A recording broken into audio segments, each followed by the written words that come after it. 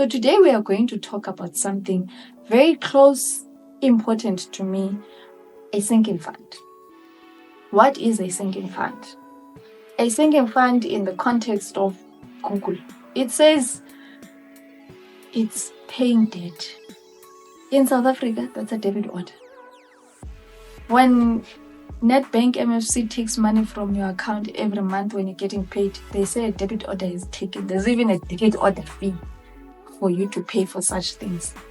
But in the context of today and what we are talking about, a sinking fund, it's putting money away for a specific goal. Remember, we said it's a new year and we have certain goals that we want to achieve. We want to travel, buy things, pay debt, and many other things. We've done vision boards, all these things. We have New Year's resolution. Most of the things that we are doing, they require money. So it is important that when we are setting those goals, we also set the financial goals that is attached to that goal. Do we have different goals that we want to achieve? We want to travel, we want to pay off debt, we want to save more, all these things that we want to do. But a sinking fund can be for anything. It can be for renovating a wedding, travel, maintaining a car, buying things in your house, all those things, they can be attached to a sinking fund. For the example of today, we will use traveling because it's going to be nice and fun. Because who doesn't like to travel, new experiences? So if we're saying we're traveling, where are we going? When are we going? How are we going to fund that? Those are the questions that you need to do. The reason for that is we don't want to just write down. We want to travel, but we are not specific about what we want to do about it. So we want to travel. We're going to Cape Town. Example. When do we want to travel? We're going to Cape Town in September. Beginning or end, it's up to you. Let's say end of September. And how much do you want to spend for the whole trip to fund everything that you want? That is for your travel, your stay, your itineraries, your food. I mean, even the drip. You start planning now what you are going to wear when you are going to your Cape Town trip. The reason for that, you don't want to find yourself right at the end and you're like, oh, I need to buy this to match for my fit. I wasn't sure. When you have money, all that will be sorted. It will be a breeze for you to do it. So we have a destination, Cape Town. We have time, September. We have an amount, 10,000. That's an example. I mean, you would have researched more or less how much would be flights, your accommodation, where you're staying, itinerary, what do you want to do when you're in Cape Town, so how much are you going to spend on all those things. We even talked about your outfits, of what you're going to be wearing, because if you want to buy new clothes, you will start collecting your money to be able to buy. You're buying now, you're buying then, you're buying in between. Those are the specifics that you need to be able to set your goal. So we have the amount because it's the important part for the context of what we are talking about. 10,000 rand, you have your time frame. It's 9 months from January until September. That's 9 months. So you're going to divide your 10,000 rand by 9 months. According to the calculator, it's 1,111 rand 11 cents. But I mean, hey, where's the fun? Let's round it up to 1,200 rand. So you're going to put away 1,200 rand. To be able to make this thing so effortless and easy for you, set up an account that is separate from where your salary is going or your main income is coming in.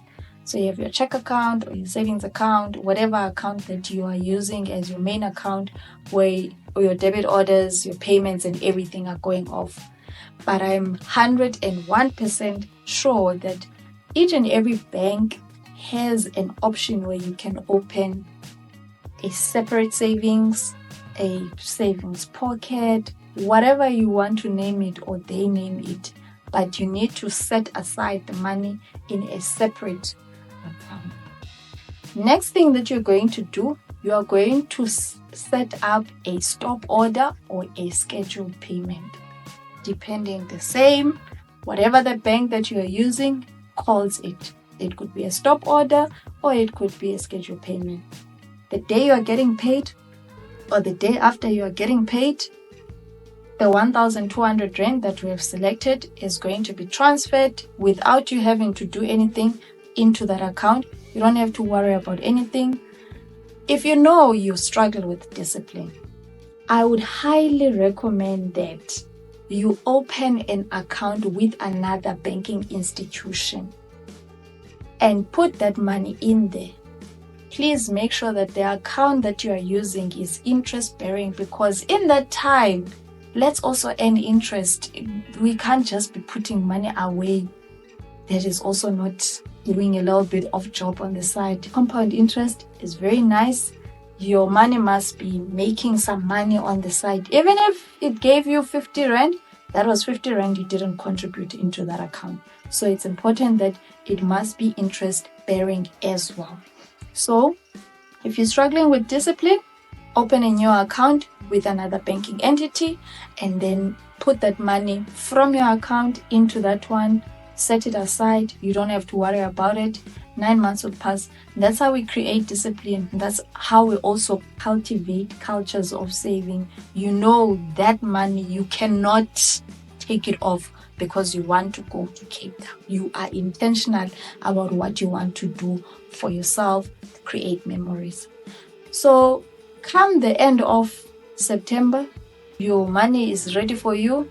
You start your bookings, you pay everything, you sort it, you don't have to sweat, you're just going to go and enjoy.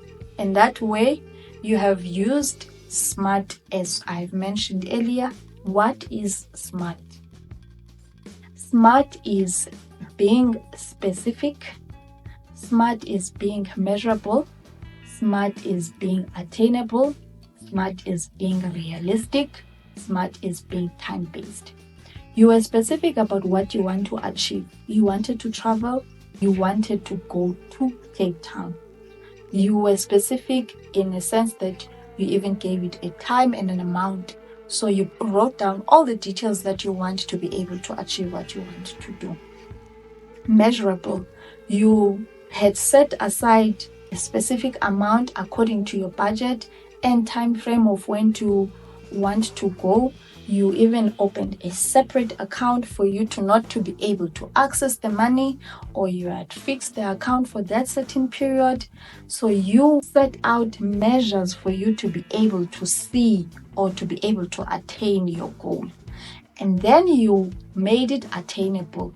You broke it down according to your realistic budget. If your income doesn't allow you to travel in this year, but you still want to travel, you can roll that goal into the next year because you want it to be attainable for you by being specific about what you can be able to achieve.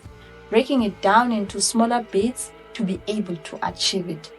You are realistic about it, same as being attainable according to what is specific to your own life, not umakelwane, friend, cousin, because Instagram pictures are nice. Yes, they are, but we need to be realistic to our own life factors.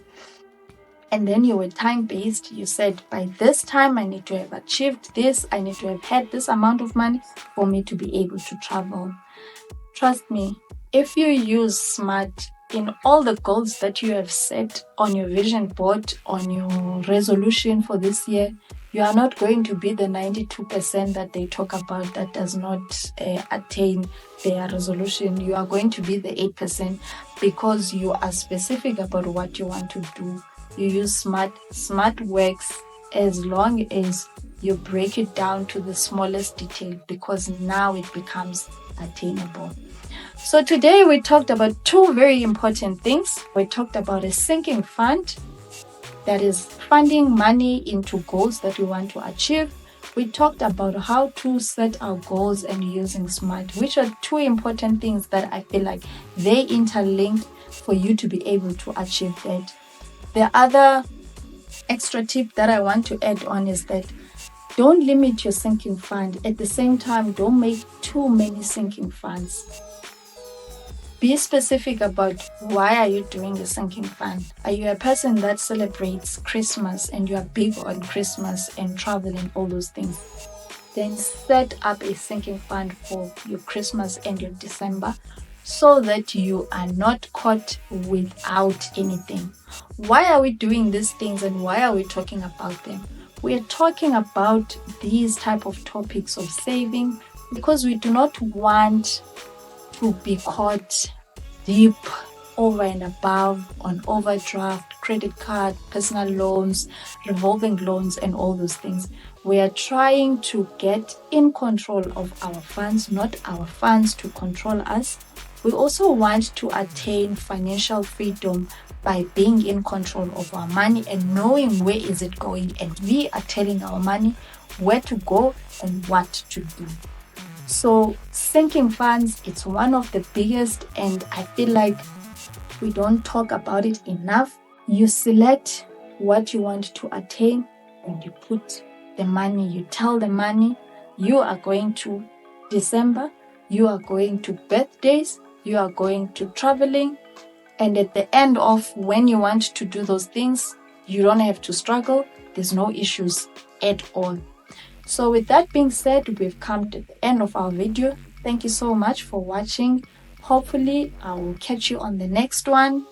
Please, if you enjoyed, subscribe, like, and more than anything, share with a friend, share with family, tell a neighbor, tell a cousin, their grandmother, and tell them that this year and going onwards, we're changing things, we're getting our money right, we're making sure that we're making better financial decisions, we're getting our money in control. And with that, Usphelele is in the room to help us, to guide us, to give us the answers, and we're all going to navigate all of us. Listen, I'm not 100% in the know. I'm also guilty of having made bad financial decisions, but I would like to move the journey with you for us to all achieve our financial goals. Thank you so much for watching. Hope to catch you on the next one.